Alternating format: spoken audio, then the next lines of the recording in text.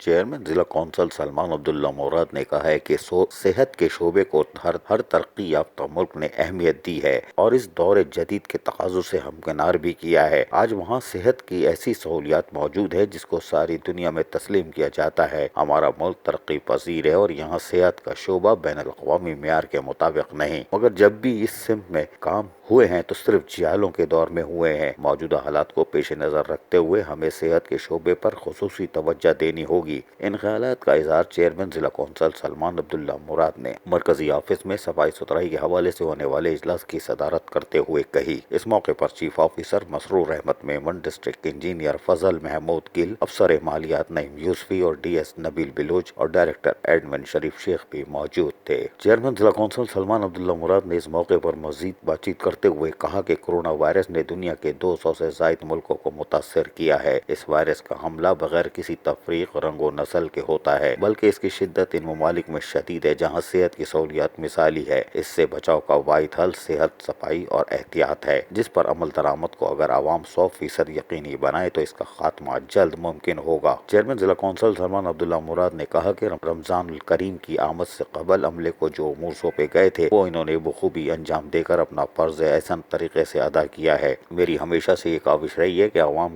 کو صاف ستھرا ماحول میسر آئے۔ وہیں ترقیاتی کاموں کا جو جال ضلع کونسل میں پھیلا ہے اس کی بھی مثال نہیں ملتی۔ چیئرمین بلاول بھٹو زرداری کی واضح ہدایت کے بعد کہ عوام کے مسائل کو کسی بھی طریقے سے حل کرنا ہے، ہم اس کے ویژن کو لے کے آج بھی ساتھ ساتھ چل رہے ہیں اور یہی وجہ ہے کہ ضلع کونسل آج بھی شہر میں نمایاں ہے۔ عزیز عارف، KBS بلدیاتی نیوز، کراچی۔